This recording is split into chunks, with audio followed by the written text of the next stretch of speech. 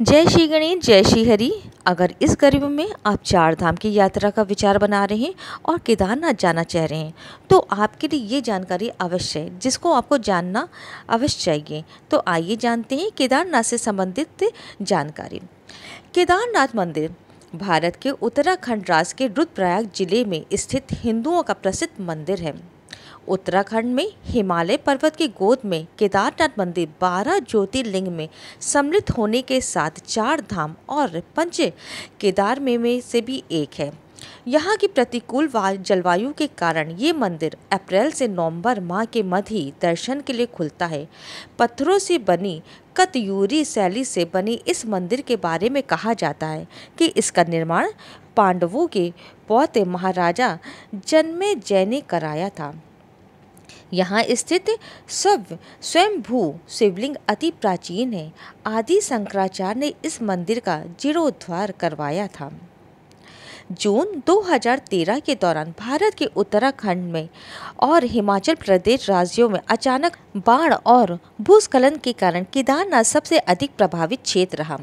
मंदिर के आसपास के मकाने बह गए। इस ऐतिहासिक मंदिर का मुख्य हिस्सा एवं सदियों पुराना गुंबद सुरक्षित रहे, लेकिन मंदिर का प्रवेश द्वार और उसके आसपास का इलाका पूरी तरह तबाह हो गया।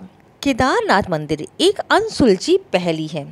केदारनाथ मंदिर का निर्माण किसने करवाया था, इसके बारे में बहुत कुछ कहा जाता है। पांडवों से लेकर आदि शंकराचार्य तक आज का विज्ञान बताता है कि केदारनाथ मंदिर शायद 8वीं शताब्दी में बना था। यदि आप ना भी कहते तो भी ये मंदिर कम से कम 1200 वर्षों से अस्तित्व में है। केदारनाथ की भूमि 21वीं सदी में भी बहुत प्रतिकूल है। एक तरफ 22,000 फीट ऊंची केदारनाथ पहाड़ी, दूसरी तरफ 21,600 फीट ऊंची कराश कुंड और तीसरी तरफ 22,700 फीट ऊंचा भारत कुंड है। इन तीन पर्वतों से होकर बहने वाली 5 नदियां हैं: मंदाकिनी, मधुगंगा, चिरंगंगा, सरस्वती और स्वर्णदंडरी। इनमें से कुछ इस पुराण में लिखे हुए हैं।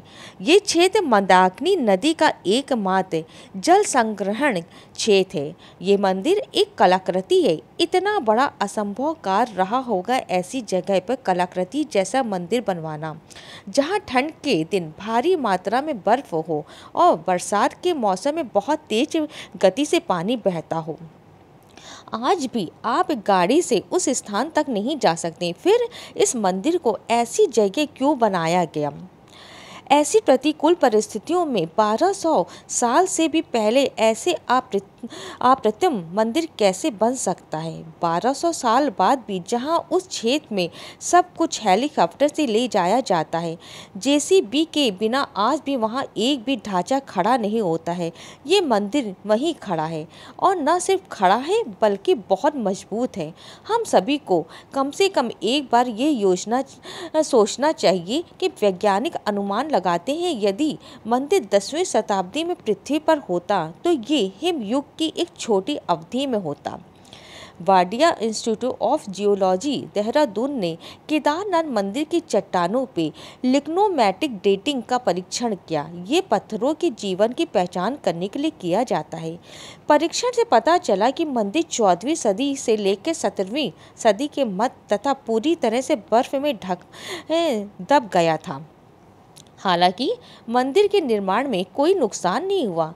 2013 में केदारनाथ में आए विनाशकारी बाढ़ को सभी ने देखा होगा। इस दौरान औसत से 375% अधिक बारिश हुई थी। आगामी बाढ़ में 5748 लोग सरकारी आंकड़ों के अनुसार मारे गए और 4200 गांवों को नुकसान पहुंचा। भारतीय वायुसेना ने 1,10,000 से ज़्यादा लोगों को एयरलिफ्ट किया। सब कुछ ले जाया गया, लेकिन इतनी भीषण बाढ़ में भी केदारनाथ मंदिर का पूरा ढांचा जरा भी प्रभावित नहीं हुआ। भारतीय पुरातत्व सोसाइटी के मुताबिक बाढ़ के बाद भी मंदिर के पूरे ढांचे के ऑडिट में 99% मंदिर पूरी तरह सुरक्षित है। 2013 की बाढ़ और इसकी वर्तमान स्थिति के दौरान निर्माण को कितना नुकसान हुआ था, इसका अध्ययन करने के लिए आई मद्रास ने मंदिर पे एनडीटी परीक्षण किया। साथ ही कहा कि मंदिर पूरी तरह से सुरक्षित और मजबूत है। यदि मंदिर दो अलग अलग संस्थानों द्वारा आयोजित एक बहुत ही वैज्ञानिक परीक्षण में उत्तीर्ण नहीं होता तो आज के समीक्षक आपको सबसे अच्छा क्या कहता। मंदिर के अक्षुण्ण खड़े होने के पीछे जिस दिशा में इस मंदिर का निर्माण किया गया है, वे जिस स्थान का चयन किया गया है, यही प्रमुख कारण है। दूसरी बात यह है कि इसमें इस्तेमाल किया गया पत्थर बहुत सख्त और टिकाऊ होता है। खास बात यह है कि इस मंदिर के निर्माण के लिए इस्तेमाल किया गया पत्थर वहाँ उपलब्ध नहीं है, तो जरा सोचिए उस पत्थर को वहाँ कैसे लाया गया होगा। हो सकता है उस समय इतने बड़े पत्थर को ढोने के लिए इतने उपकरण भी उपलब्ध नहीं थे। इस पत्थर की विशेषता ये है कि 400 साल तक बर्फ के नीचे रहने के बाद भी इसके गुणों में कोई अंतर नहीं है। आज विज्ञान कहता है कि मंदिर के निर्माण में जिस पत्थर को और संरचना का इस्तेमाल किया गया है तथा जिस दिशा में बना है, उसी की वजह से ये मंदिर इस बाढ़ में बच पाया। केदारनाथ मंदिर उत्तर दक्षिण के रूप में बनाया गया है, जबकि भारत में लगभग सभी मंदिर पूर्व पश्चिम में हैं।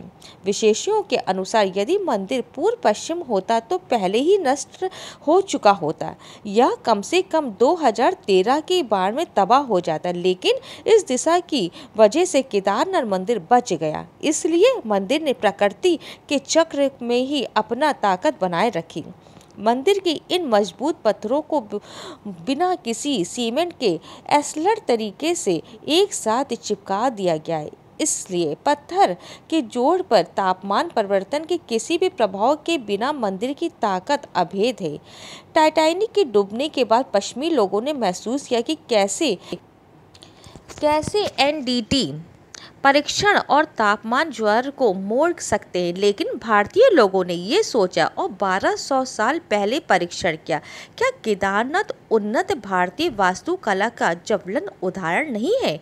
2013 में मंदिर के पिछले हिस्से में एक बड़ी चट्टान फंस गई और पानी की धार विभाजित हो गई। मंदिर के दोनों किनारों का तेज पानी अपने साथ सब कुछ ले गया, लेकिन मंदिर और मंदिर में शरण लेने वाले लोग सुरक्षित रहे, जिन्हें अगले दिन भारतीय वायुसेना ने एयरलिफ्ट किया था। सवाल ये नहीं कि आस्था पर विश्वास किया जाए या नहीं, लेकिन इसमें कोई संदेह नहीं कि मंदिर के निर्माण के लिए स्थल, उसकी दिशा, वहीं निर्माण सामग्री और यहाँ तक कि प्रकृति को भी ध्यान से विचार किया गया था, जो 1200 वर्षों तक अपनी संस्कृति और ताकत को बनाए रखेगा। हम पुरातन भारतीय विज्ञान की भारी यत्न के बारे में सोचकर दंग रह गए। शिला जिसका उपयोग 6 फुट ऊंचे मंच के निर्माण के लिए किया गया, कैसे मंदिर स्तर तक लाई गई। आज तमाम बाढ़ों के बाद हम एक बार फिर केदारनाथ के उस वैज्ञानिकों के निर्माण के आगे नतमस्तक है, जिन्हें उसी भव्यता के साथ 12 ज्योतिर्लिंगों में सबसे ऊंचा होने का सम्मान मिलेगा। ये एक उदाहरण है कि वैदिक हिंदू धर्म और संस्कृति कितनी उन्नत थी। उस समय हमारे ऋषि मुनियों यानी वैज्ञानिकों ने वास्तुकला, मौसम विज्ञान, अंतरिक्ष विज्ञान, आयुर्वेद में काफ़ी तरक्की की थी। अगर आपको मेरे द्वारा दी हुई जानकारी, केदारनाथ से संबंधित जानकारी पसंद आई तो मेरे वीडियो को ज़्यादा से ज़्यादा शेयर कीजिए और चैनल को सब्सक्राइब करके लाइक कीजिए, कमेंट्स कीजिए। जय श्री हरि, जय भोलेनाथ, हर हर महादेव।